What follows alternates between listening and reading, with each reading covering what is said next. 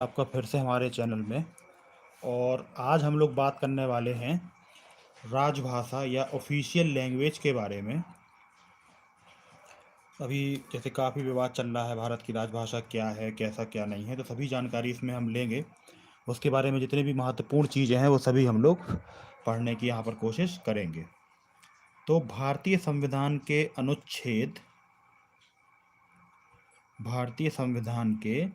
अनुच्छेद 344 के अंतर्गत प्रथम राजभाषा आयोग का गठन।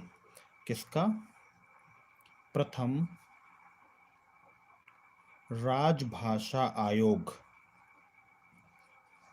इसका गठन कब हुआ था? तो ये हुआ था सन 1955 में। बी जी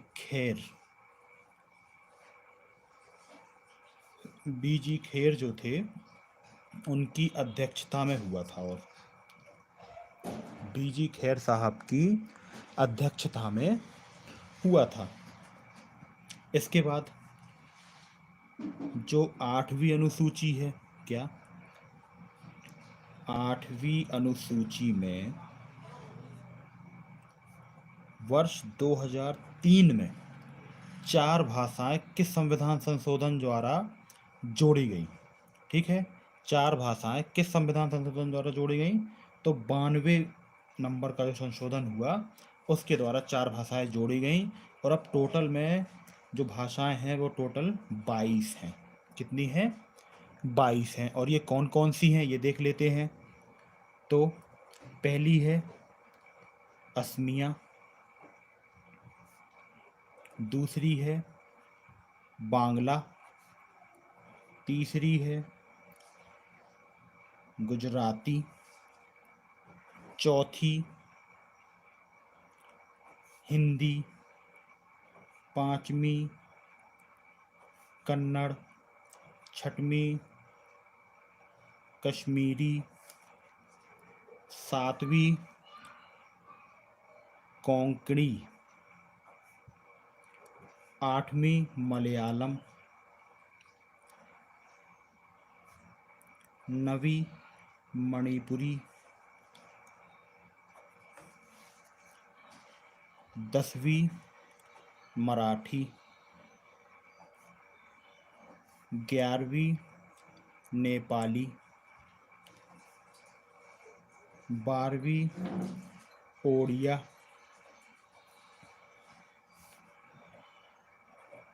13वीं पंजाबी, 14वीं संस्कृत, 15वीं सिंधी, 16वीं तमिल, 17वीं तेलुगु, 18वीं उर्दू, 19वीं डोगरी, 20वीं बोडो, 21वीं मैथिली, और जो 22वीं है वो है संथाली। तो ये सभी भाषाएं जो है वो 8वीं अनुसूची में सम्मिलित की गई हैं। क्या? 8वीं अनुसूची में सम्मिलित की गई हैं ये पूरी भाषाएं।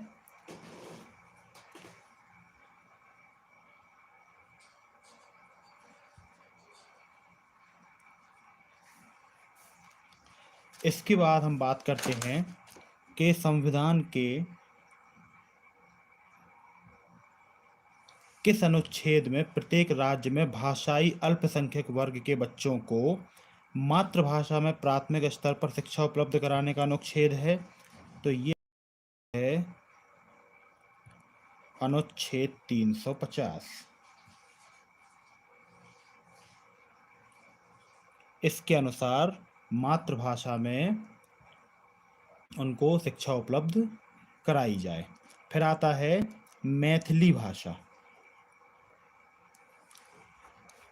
मैथिली भाषा को 8वीं अनुसूची के अंतर्गत, अभी जो बात की हम लोगों ने, 8वीं अनुसूची के अंतर्गत किस वर्ष में शामिल किया गया था? तो सन 2003 में शामिल किया गया था।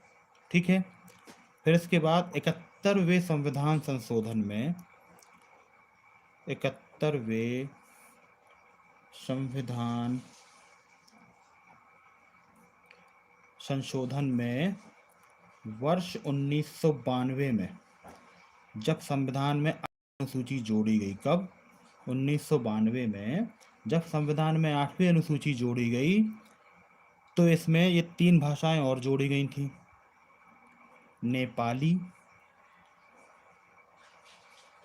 कोंकणी और मणिपुरी। ये इतनी भाषाएं इसमें जोड़ी गई थी। अब एक इम्पॉर्टेंट पॉइंट आता है कि उत्तराखंड की, क्या उत्तराखंड की द्वितीय राजभाषा क्या है? उत्तराखंड की द्वितीय राजभाषा क्या है? तो वह संस्कृत है। क्या है? संस्कृत है।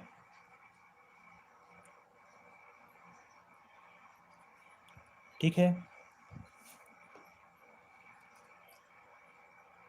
इसके बाद आता है एक इम्पोर्टेंट क्वेश्चन कि राष्ट्रीय संस्कृत विद्यापीठ, राष्ट्रीय संस्कृत विद्यापीठ कहाँ है?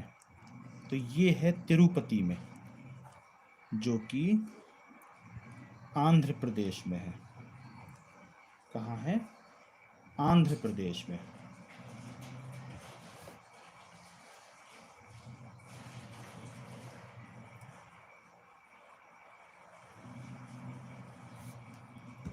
इसके बाद अब तक 6 भाषाओं को शास्त्रीय भाषा का दर्जा प्राप्त हो चुका है। कौन सी भाषा? शास्त्रीय भाषा, जिनमें शास्त्र लिखे गए हैं। तो वे भाषाएं कौन कौन सी हैं? तो पहली तो है तमिल। तमिल को 2004 में हुआ था ये दर्जा प्राप्त। फिर आती है आपकी संस्कृत, संस्कृत 2005 में। फिर आती है तेलुगु, तेलुगु 2008 में। उसके बाद आती है कन्नड़, वो भी 2008 में। फिर आती है आपकी मलयालम, इसे मिला था 2013 में। और अंतिम भाषा है ओडिया, इसे मिला था 2014 में। इन भाषाओं को शास्त्रीय भाषा का दर्जा प्राप्त हुआ है। इसके बाद हम लोग बात करते हैं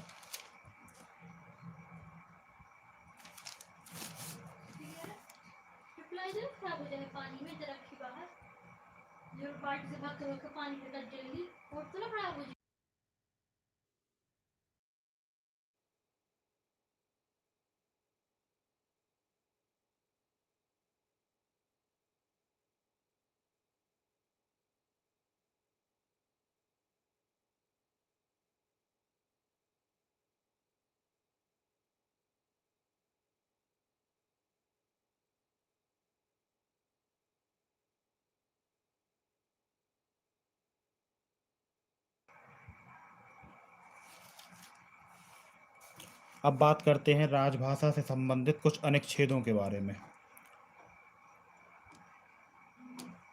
राजभाषा अनुच्छेद, कौन कौन से अनुच्छेद हैं और उनमें क्या क्या लिखा हुआ है उसके बारे में। तो सबसे पहले अनुच्छेद 343, इसमें संघ की राजभाषा के बारे में लिखा हुआ है। ठीक है। फिर आता है अनुच्छेद 344, इसमें राजभाषा पर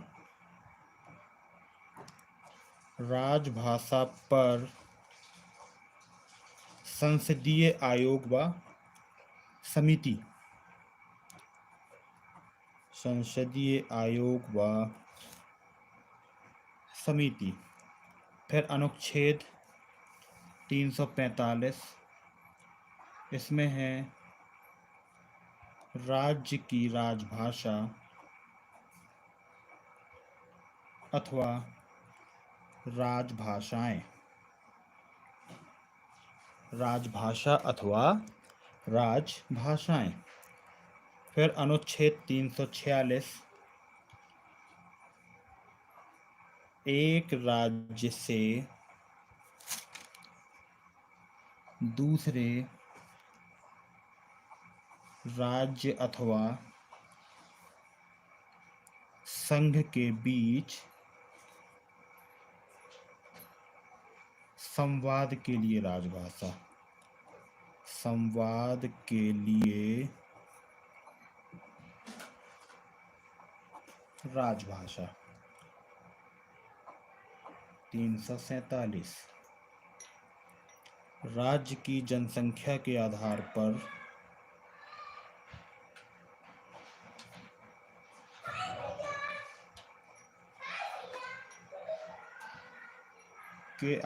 पर या एक समूह द्वारा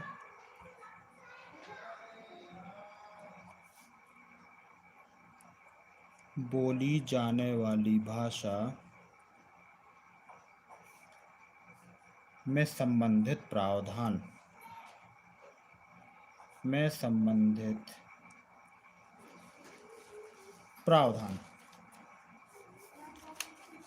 ठीक है। फिर इसके बाद आता है अनुच्छेद 348। तो इसमें है सर्वोच्च न्यायालय तथा उच्च न्यायालयों में साथ ही अधिनियमों एवं विधेयकों में प्रयोग की जाने वाली भाषा। कहाँ कहाँ? सर्वोच्च न्यायालय हो या उच्च 49 हो या अधिनियम हो या विधेयक हो। फिर आती है 349 अनुच्छेद कि भाषा से संबंधित अधिनियमित नियम के लिए विशेष प्रक्रिया। अनुच्छेद 349 में।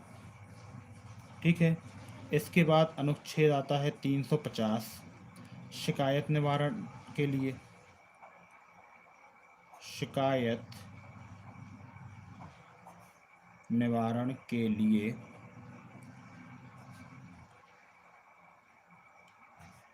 प्रयुक्त भाषा। फिर 350 ए प्राथमिक स्तर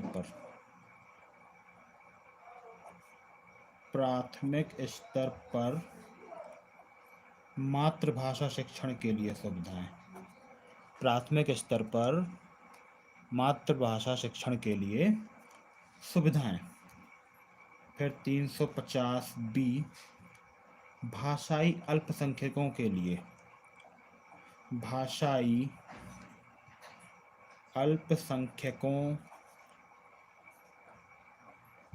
के लिए विशेष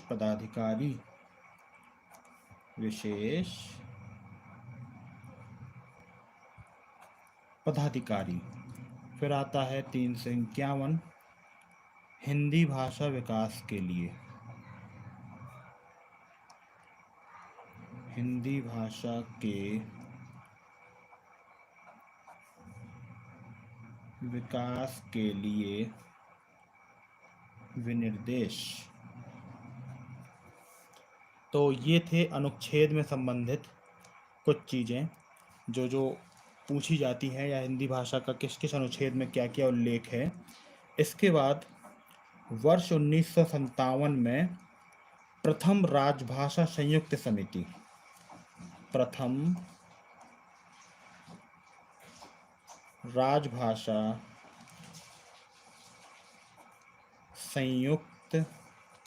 समिति किसकी अध्यक्षता में गठित की गई थी? तो ये की गई थी पंडित गोविंद बल्लभ पंत की अध्यक्षता में। ठीक है। राजकीय भाषा संबंधी प्रावधान का संशोधन कैसे हो सकता है? तो कम से कम 2/3 बहुमत से ही हो सकता है ऐसा। क्या? राजकीय भाषा संबंधी प्रावधान, राजकीय भाषा संबंधी प्रावधान का संशोधन 2/3 बहुमत के द्वारा ही हो सकता है। फिर आती है सिंधी भाषा को, सिंधी भाषा को 8वीं अनुसूची में किस संशोधन द्वारा जोड़ा गया? तो 21वें संशोधन द्वारा 1967 में जोड़ा गया था। ठीक है। और इसी 8वीं अनुसूची में सम्मिलित भाषाओं में दूसरी सर्वाधिक बोली जाने वाली भाषा कौन सी है? तो वो है बंगाली। ठीक है। दूसरी जो सर्वाधिक भाषा बोली जाती है वो है बंगाली।